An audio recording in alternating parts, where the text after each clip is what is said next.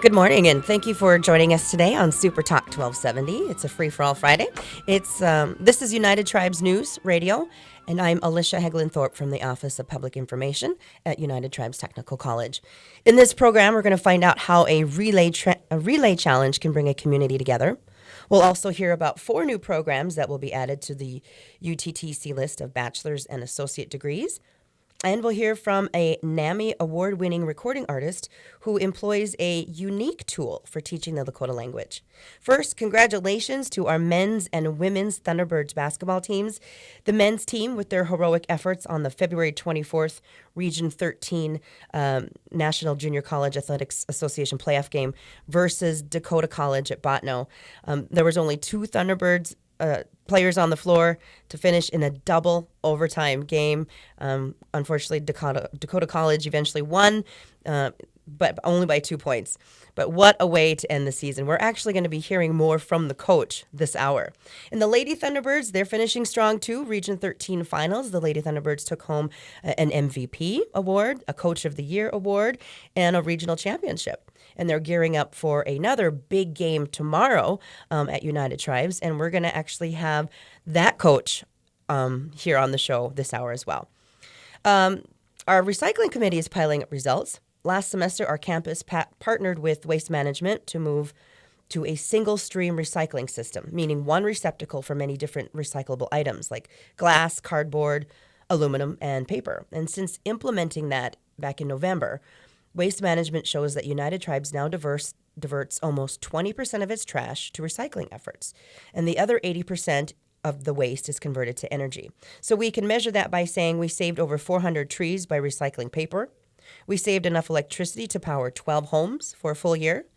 Lots more fun statistical information about that, but great job to our Healthy Community Coalition and the Land Grant Extension Program at United Tribes for the recycling efforts, and way to go to our community for the recycling efforts as well. The 3 affiliated tribes Boys and Girls Club has added United Tribes Technical College to its locations that's serving in the Bismarck-Mandan area. The organization that serves Native youth on the MHA Nation and in the capital city area has established a satellite location on our campus. Their mission is to inspire, guide, and empower youth to reach their full potential as productive, responsible, and caring community members. Services are provided to all children in the community, native or non-native, from the ages of 5 to 18. The club meets, this is the Boys and Girls Club, meets Monday through Friday from 3 to 6. If you'd like to volunteer at the Boys and Girls Club, you can call Shannon at 751-7580 or check out their Facebook page at Boys and Girls Club Mandan. This Saturday will sure to be an event that you're going to want to come to see. It's the traditional hand games tournament. The hand games have been around for centuries. The rules are simple. You guess the hand that contains the bones. If you're right, you score a point or a stick, and the person with the highest score wins. It's a really intense, competitive game of up to 5 players. You've got guessers and hiders. You can distract the guesser as long as it's within reason, and the games can last for hours. So this is it's called the Traditional Hand Games Tournament that goes on tomorrow at the Wellness Center on campus at 10 a.m. Mark your calendars for the 47th Annual International Powwow. That is scheduled for September 8th through the 11th of 2016. And United Tribes Academics just added a new Bachelor's of Science program to the Environmental Science and Research program. In the past, students in the Associate program of Environmental Science have had to look to other schools to finish their bachelor's degree, but now they can finish it at United Tribes. We've added 3 other degree programs to the lineup for next fall, or else we've replaced existing ones. The Associate of Applied Science degree is for Human and Social Services. That is a new program. Information Technology and Information Processing. These are replacing other programs that we had. And interestingly enough, they're considered to be among the top 25 Associate of Applied Science degrees in the country as far as employment projections and salaries. Again, that's Information Technology, Information Processing, and we'll be offering those in the fall of 2016 at United Tribes. Also, our Practical Nursing program hosted a site visit this week from the Higher Learning Commission. United Tribes has been training nurses to take their place in the workforce since 1979, and the program looks forward to continuing the service for years to come.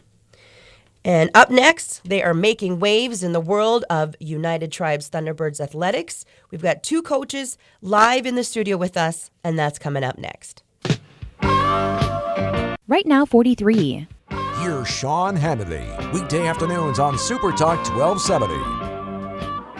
Welcome back to United Tribes News Radio on Super Talk 1270. I'm your host, Alicia. I'm with the Office of Public Information at United Tribes.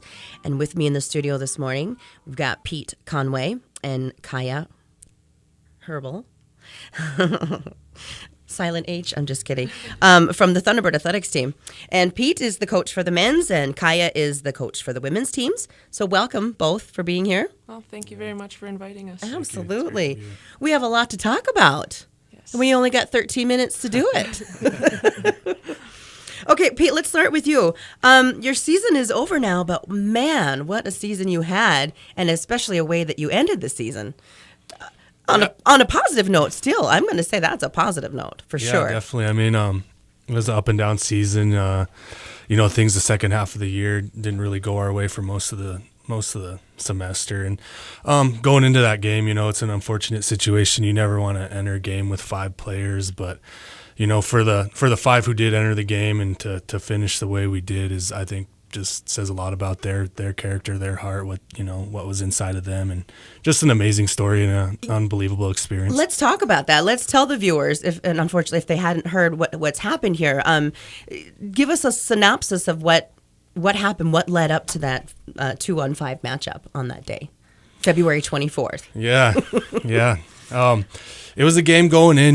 We played Botnos obviously in our league. We've played them twice during the season, and we enter with 5 players. And it was as a situation we'd been in before. Actually, we played a game with 5, but we actually finished up there in Botno with 5, and it was a 10-point game. So to say we felt confident, I think might be a overstatement. But to say we felt comfortable being in that situation is something you could definitely say. And we entered with 5, and it's always crossed our mind, being shorthanded guys the second semester, 5, 6, 7 guys. What if somebody fouls out? What if 2 guys foul out? What if we have to finish a game with 4? What are we going to do?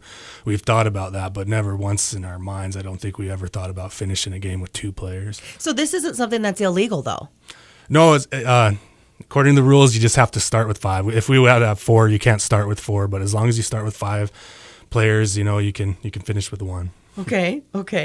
And so what actually happened then? We went into double overtime, right? Yeah, it was, the first half of the game, the pace was much to our liking, and Botno led the nation in scoring, and we play a similar style to Botno. We get up and down the floor in transition, try to take easy shots, get both teams shoot a lot of 3-pointers. In the first half, usually with 5 guys, we talked about taking a lot of timeouts, letting our guys rest, but the pace was so much to our liking that we just, we didn't use a lot of timeouts, and Botno didn't either, and it was just, back and forth. I think we went in the locker room with a 12-point lead. We were actually able to push that out to about a 20-point lead with 15 minutes to go in the game, and we knew a run from Botno was coming. They were too good offensively, not to make a little run at us. And it wasn't like we just went ice cold and stopped making shots. Botno just picked it up offensively, and they had a guy in the game make 11 3-pointers. They hit 14 threes in the second half in overtime, which is, amazing. And must have been a heck of a pep talk on halftime for them, huh? Yeah. I don't know what he said at that media timeout at 14 minutes, but it definitely worked. I mean, like I said, they didn't get back into the game, in 1 or 2 minutes. I mean, they slowly chipped away at it, and we led from the beginning. We stole the tip in the first half, and, one of our players went down and got a breakaway dunk up 2-0, and we led all the way up until it was tied at 121. So it wasn't like they just made a run in 1 or 2 minutes and we turned the ball over. They just slowly chipped away at it and got back in the game. Right. Yeah. And so what happens is that you had so many people that had fouled out. Mm-hmm. Is that? Well, I think we wore down a little bit too because of the pace of the game. We're playing 5 guys, and both teams are racing up and down the court. And our first guy fouled out. With about 20 seconds to go, we fouled out on the perimeter. We were up by 2 and sent them to the line, and they made both free throws. So we finished the last 15 seconds with 4 guys. And then we go to the first overtime with 4, thinking, we're still thinking we're okay. We'll see how this goes, plays out. And I think in the first 30 seconds overtime, the first possession, Sean Craig, one of the guys who finished the game, gets a steal out on the perimeter, puts us up by 2. And, I think we get another stop, and things are rolling our way. We're continuing to get easy shots. And I think it's because, Botno, they're not, you don't prepare to play against 4 guys or anything like that. Right. So, they're just as confused offensively and defensively as we are. So, it was an odd situation for both teams to be in. So the actual score at the end of the double overtime was 156 to 154. Yeah, at the end of the double overtime, it was 156, 154. Man, what a heart-wrencher. Yeah. Okay, so you've actually gotten some notoriety on this, the United Tribes and your team. So, I remember listening to the ESPN on TV about what happened. So, have you had a lot of phone calls? Are you screening your calls now? My AD has been teasing me, Hunter, about having to become Kaya and I's personal, agent, kind of screening our calls, making sure it's okay. But no, I mean the day right after it happened, I got a few phone calls and did some interviews and did a radio program too, and it's been fun though, getting out there and being able to do things like this. Absolutely. Why do you think sports writers and broadcasters were so interested in a story like this? I think it's just, I've never seen anything like that. I've seen teams finish with 4 and stuff like that. But, to go into that, we finished the whole first overtime with 4 guys. And then, the second overtime, we actually played about 2 minutes with 3 and, still had the lead. And then with a minute to go, our last guy fouls out and we have 2. And, we take the lead with 2 players on the court and in the last minute of the game and actually have a chance at the end where if we could have got a 3-point shot up, we got the ball across half court and we could have maybe won the game right there. So it was just, an unbelievable story. Even the referees during the game, that last minute when there's 2 guys, I'm chit-chatting with one of them over there while we're shooting free throws and he's just talking about, how unbelievable it is and he can't believe, what's going on. And I think we all just kind of had to take a moment in the locker room after the game to think about what would just happen. Well, what are you taking away from this experience, or your team? You and your team. What are you taking away from the season and how it ended and the game? Yeah, like I said in the locker room after the game, it's always hard to lose your last game, and there's usually a gloomy down feel to it, when you're struggling for words of what to say. We were struggling for words of what to say, but looking around in the locker room, most guys I think were in astonishment at, what just happened. And, we just talked about, we had nothing, the guys had nothing to hang their heads about, and we were very proud of them. And, we could have went into that last game right there, the semifinal game up in Botno, and just said, rolled over and died. We only have 5 guys, but from the very beginning you could tell they were into the game, and that's probably the hardest they played all year.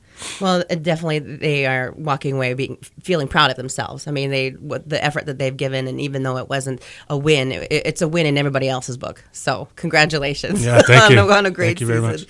Much. We're going to move on here. Kaya, you had a very busy weekend. Weekend, and you have another one coming up. So you've got, first of all, congratulations on your win. That's awesome. And also congratulations on your Coach of the Year. Well, thank you very much. What does it feel like now to enter the postseason in your first year as a college coach? It's unbelievable. I still think about it, that championship game. I still wake up just in awe of what the girls have done, what they've taken in.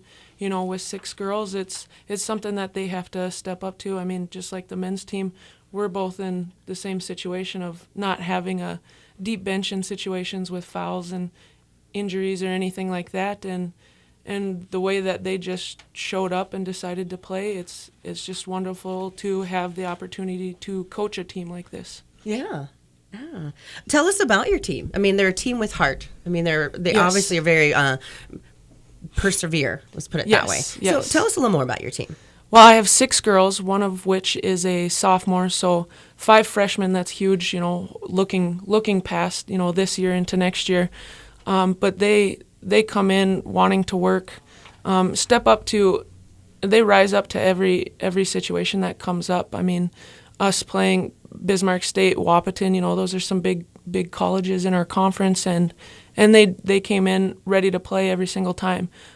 They definitely show the character that they have is really high, and how they just think about themselves and how they approach every game and every situation, just looking forward to what they can put into that situation, how we can come out of it in a positive way. Okay, yeah. Big game tomorrow. Let's talk about that for a second. This is the district championship game? Yes. Okay, Yes. okay. My notes, Southeast Community College from Beatrice, Nebraska. So Yes. obviously you've never played them No, before. no, we've never been in this situation before. That was the first time we've ever, for women's program at United Tribes, has ever won regionals. So this is something new that hasn't been done, So going against a Nebraska team that we've never played before, we've never seen before, have no idea necessarily what we're going to step up against, but we're feeling pretty good about our situation and are looking forward to the game. They've obviously won their championship game as well, so it's definitely looking like it's going to be a good matchup Yeah. between both of us. Yeah, there's a lot of people who are really excited to watch your game tomorrow. Yes. When you win, because I'm positive, when you win, where do you go from here? We go to Nationals, which is in Kansas City. It's right outside of Kansas City, Kansas, and that'll be a nice. From the 15th through the 19th is Nationals, so that would be another step forward. But right now we're just looking towards tomorrow and looking towards what we can get out of that, Sure. and hopefully we can go beyond that. But we're trying to stay focused Yes. on tomorrow's game. One step at a time. Yes. It seems to be working for you. Yes. Absolutely. Okay. Let's see. What is your goal then for tomorrow? Like you say, you're focusing on the game, but what do you think that you really need to do to get to win? Just less turnovers. We have a high percentage of turnovers per game. I think we're averaging around 20, 22, something like that. So that's something that we don't want. I think we can bring up our pace. With 6 girls, some people might say we might slow down the pace, but we really have an advantage with them being able to play almost 40 minutes a game, where they like to run and sprint the floor. So if we push the ball up and actually take control of making smart passes, I think we will come out of it very well. And rebounding is obviously a big key in that as well. But I'm very positive that if we play our game, we will come out victorious on the other Yay. side. That's right. That's right. Now tell us, what time is the game played? 4 p.m. Okay, it's tomorrow. 4 o'clock. It's at the James Henry Gym. Yes. On the campus of United Tribes. And if any of our listeners out there are not able to attend, we actually have it on a live link. Is that right, Pete? Yes. Yeah, it'll be streamed on thecube.com. On theCUBE? Okay, Yep. thecube.com. And we've also posted that link on our Facebook page. So thank you so much to both of you for being here on the show. It was fun. We'll have to do this more. Yes. Thank you very much. And we'll be back with more after the break. Right now, 43. Dave Ramsey is heard here. Super Talk 1270. Welcome back. You're listening to United Tribes News Radio News, United Tribes News Radio, on Super Talk 1270, and it's a free-for-all Friday. I'm your host, Alicia, and I'm with the Office of Public Information at United Tribes. United Tribes Technical College serves the local community as a cultural resource, and not only does the college welcome students from all ethnic backgrounds to enroll and take classes and courses, but the college extends an open invitation for the public to attend interesting and educational activities and cultural events that we have on campus. Recently, the noted Lakota Dakota musician Kevin Locke from the Wakpala district on Standing Rock offered a series of workshops on the North American indigenous flute. Locke's Lakota name is Tokeya Inaji, meaning the first to arise. He was among the first to begin a revitalization of the native flute in the late 70s and the early 1980s. And for over 35 years, Locke has been a cultural ambassador, traveling throughout the United States and over 80 countries around the world, dancing the hoop dance, telling traditional stories, playing the flute, and making music recordings. He's also on the advisory board of the World Flute Society. His more recent work with the Lakota Language Consortium is to help revitalize the Lakota language. And one of his cultural teaching tools is the flute, which he showed how to make and play at this workshop.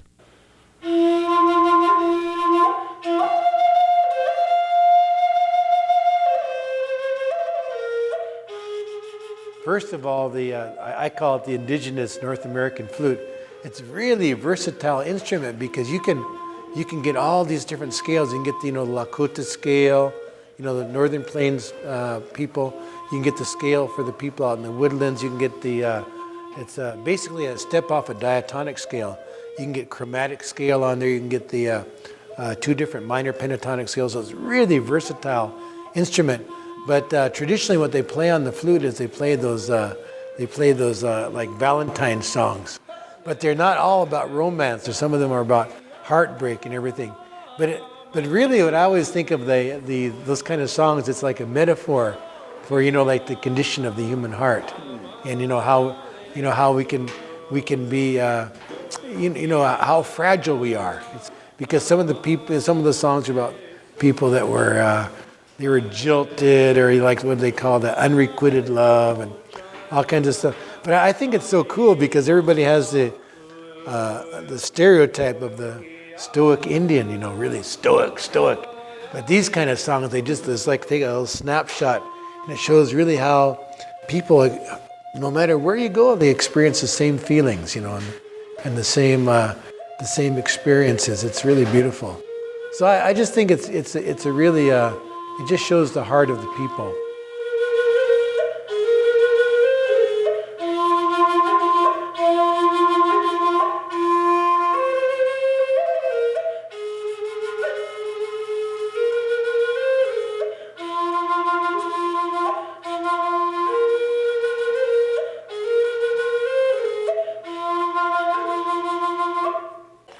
First of all, when you use the flute, you're harnessing the power of the wind. Okay, we're harnessing the power of the wind.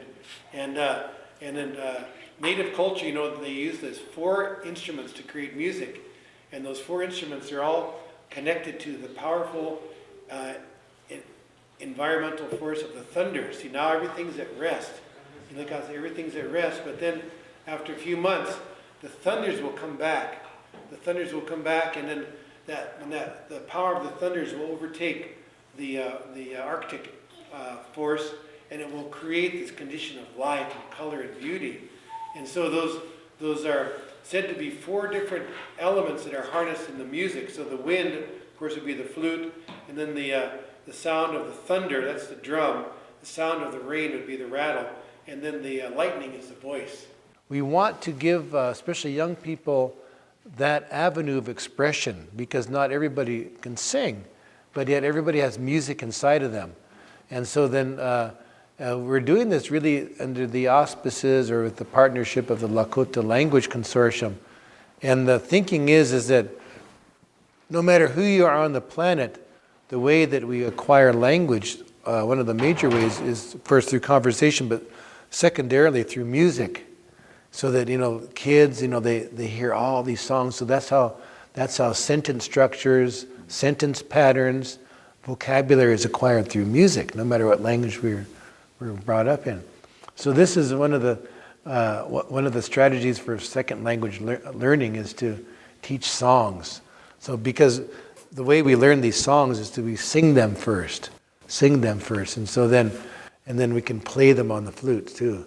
So it's really a wonderful.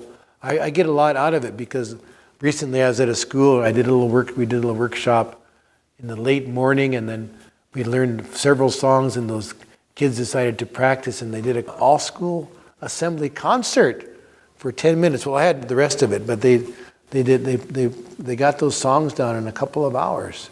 So it just shows how what a wonderful tool it is. And of course, you could see how easy it is to make the flutes. We can make them very fast, and then depending on the interest and aptitude of the learners, they can acquire proficiency in several basic songs like after an hour, or less, and really just a matter of minutes. And so it doesn't take long for them to really pick it up. And then I teach them how to read the music and how to, like any song that they know, they can just begin to play it, pick the notes out. So I find I get a lot of gratification from it because it really shows It's something that the students can learn at an accelerated rate. And the other thing is that wooden flutes are very fragile. They're very breakable. So it's not really tenable for kids to have wooden flutes. They'll break them in a few minutes. But these are pretty much indestructible.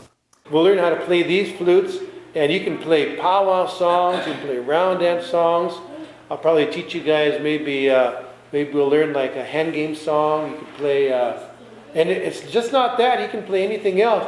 These kids are saying, Mr. Locke, can't you really do anything that's cool on there? I said, okay, here we go, listen. Okay, wait, it goes like this.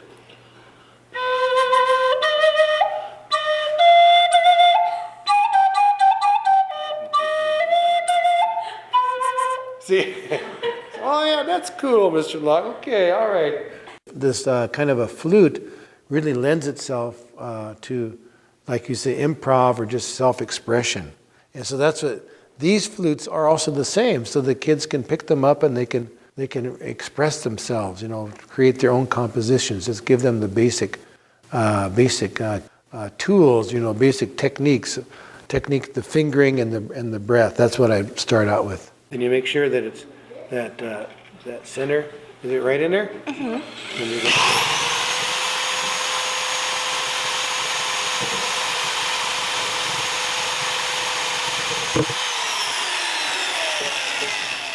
Yeah, there you go. It's going the right way. Okay, that's good. There you go. And most of the songs that I have are from like the pre-reservation and early reservation period, because that genre kind of died out as we came closer up to this period now. Because the songs were really indicative of that social structure, where the young people, when they reach puberty, then they go through their gender-specific training for subsistence skills. Then when they achieve proficiency, then they're eligible for marriage. So when the eligibility occurs, and there's some kind of a communication gap, and then that flute tradition or that vocal compositional genre developed, proliferated, and just spread out everywhere. Because really, you look at all these different people, whether it's Cheyenne or Kiowa or Menominee or Meskwaki, the songs are composed in the same formulaic rules of construction. It's really interesting.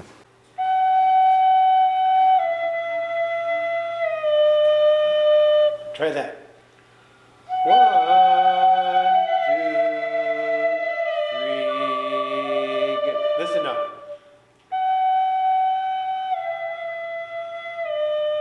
Go.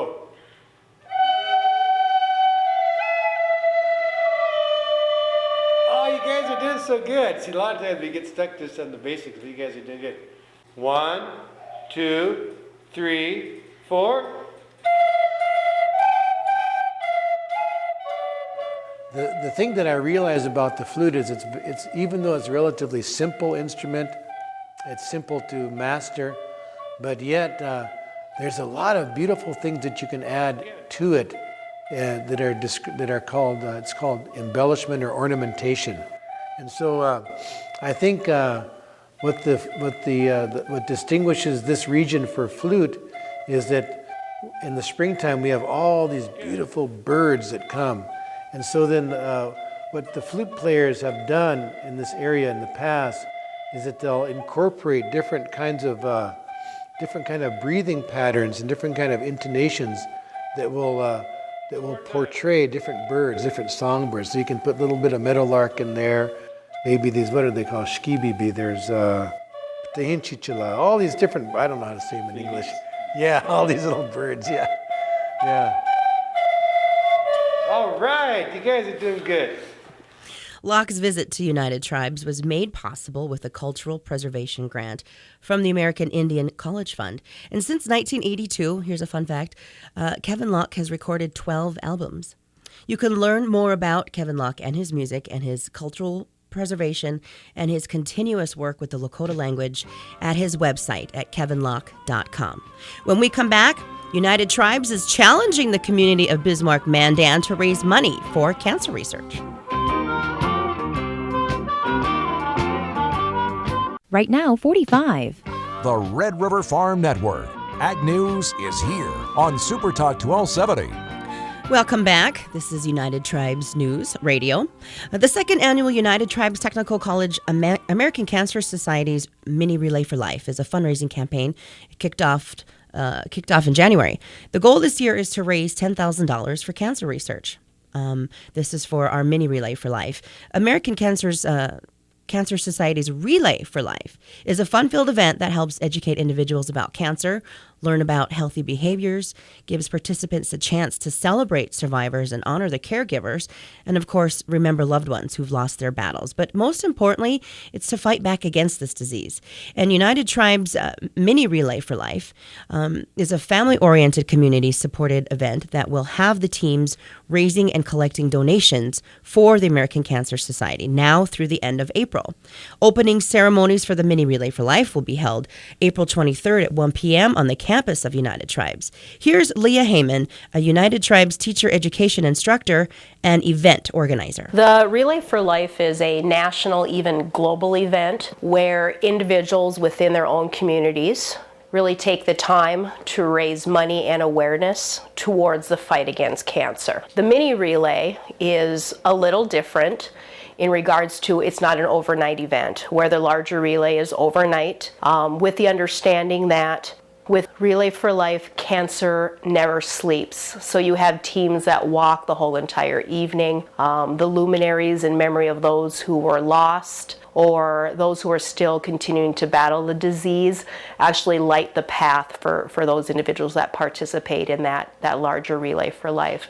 The Mini Relay is more centered around daily events or maybe late afternoon events held just during the day, but not overnight. And so United Tribes last year, it was determined that we would like to host our own United Tribes American Cancer Mini Relay for Life. And it was a great success. The larger relay here is the Bismarck Relay, which is held in June. Mini relays can be held by schools. They can be held by colleges, and often those mini relays, those fundraising dollars actually go to the large relay within their community. For United Tribes, we actually kicked off our mini relay in January at one of the basketball games here on campus, where President McDonald and myself were able to speak to those in attendance and to recognize and raise awareness towards why we hold this fundraiser. And ultimately is we know of somebody, a friend, a family member who has been diagnosed recently, continued to battle, or has passed on. And so it's become what we consider United Tribes, a community event, bringing us all together to support one another, and then also going out into the larger relay in June and representing United Tribes. Last year was the first year United Tribes hosted an event like this, and though they were very successful in making their goal, they've opted to do something a little different this year, but making sure to keep their focus on a culturally based celebration. Last year, our initial goal was $3,000. We had 13 teams. This year, we're moving to 7 teams, and we want to make it very centered around our culture with the number 7. So that's why we went from 13 now to 7. Initial dollar amount was $3,000. By the time we held our mini relay at camp on the campus, we had banked 3 times. We bank at the end of each month, and we had raised over $6,500. So we had certainly doubled. By the time we went to the larger relay in Bismarck, we were a little under $7,500. But last year, it was great because there was a couple of teams that really challenged each other. A lot of secret events were planned and then revealed, and so we had amazing bake sales, 50-50 raffles. President McDonald's office donated a star quilt that was raffled. The board of directors also got involved. They were on a team as well, and they donated dollars. So it really became a true bridging across departments, across campus to come together. Last year, we learned what worked and what didn't. And we found that reaching out to area businesses and individuals, home communities, through an ask letter, or for students to go to an individual from back home and say, hey, we're doing this, what would you consider funding or donating X amount of dollars towards this? That those were our best money makers. However, we had a number of students that wherever they went, they carried their donation bucket. So, for example, I went to a bowling tournament. It was a charitable bowling tournament. I brought 2 containers with me, and I thought, you know what, I'll just go around and kind of ask people if they'd be willing to donate. The people on my team who are avid bowlers said, don't do that. All you need to do is, on top of your cap, return to lane 56. I sent them in 2 different directions. They came back to me within an hour, and I had over $400 of donations from people who are already at a charitable event, and they're willing to even give more to this. So we were carrying our buckets all the time. The Mini Relay for Life was recognized in their first year for their efforts of raising money within the campus community and the surrounding community. But one thing that really made the organizers proud was their recognition by the American Cancer Society. The other accolades that we received, and we didn't find out until much later, was when a employee, a staff member from the Fargo American Cancer Society had went down to Dallas for the American Cancer Society National Conference, and the new CEO was speaking. She realized that during a specific time of his talk, he was talking about the United Tribes Relay in regards to this is what you do when you bring a community together and think outside of the box. And it was the first time that a North Dakota relay was recognized at the national level. What's the significance of holding this event on our campus? As Leah Heyman tells us, it's to strengthen the relationship between the Bismarck-Mandan community, our college, our staff, and of course, our students. For me, there's this passion about getting people within our own community to know that we are here, that we are willing to collaborate. We do amazing things. Come to our campus and see what we do, see who we are, get an idea of the rich history of this campus. And so with Relay, one thing was, this is a way we can get people on our campus. This is an additional way for us to get other individuals who might inquire, don't know if they can, and now they get a special invitation to be a part of something very, very big. And last year it happened that way. We had a number of individuals, not just from the Bismarck area, but from other communities outside of Bismarck that joined us. And we had the immersion nest, the children from Sitting Bull College that only speak Lakota. They sang the honor song to the cancer survivors when they made their first lap. We had the Cannonball Elementary School drum group sing the flag song. And so, again, we're in this together. We're bringing people together. And again, Mayor Seminary was here. He greeted us. Governor Dalrymple went ahead and had a proclamation for. So again, it gave us. The other part of this is it's also a service learning project for one of my classes in teacher ed. Last year it was one particular class that needed to come up with a service learning project. I approached them and said, what do you think?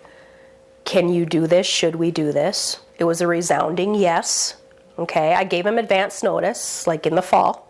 A couple of students that were involved in this last year are also in a class this year, and they're saying, we've got this, we know what to do, we know how to, so it's very positive, but there's something else that has gone on here. And of course, in every great intent, I couldn't have planned it any better, is that these future leaders have learned how to approach others. They've learned how to take rejection. They've learned the effects of cancer because they have been very emotional. They've heard stories. They've had the opportunity to be interviewed on TV So getting rid of a little bit of that jitterness and nervousness. So for me I am hoping that any students that have been involved in this in the last 2 years know that they can go to whichever community in which they teach or in which they are hired, and that they have the leadership skills to bring others together for a common goal and achieve it. Tribes Mini Relay for Life is April 23rd at United Tribes. For more information, you can contact Leah Heyman, 255-3285, extension 1380. We run out of time. Thank you so much, Super Talk 1270, for having us, and we enjoy sharing our community with you. From all of us at United Tribes, have a wonderful weekend.